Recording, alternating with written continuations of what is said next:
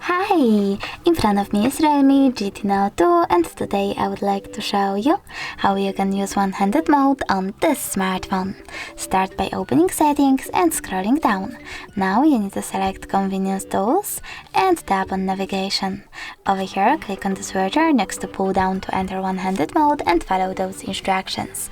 So I have to pull down from the bottom of the screen to enter one-handed mode.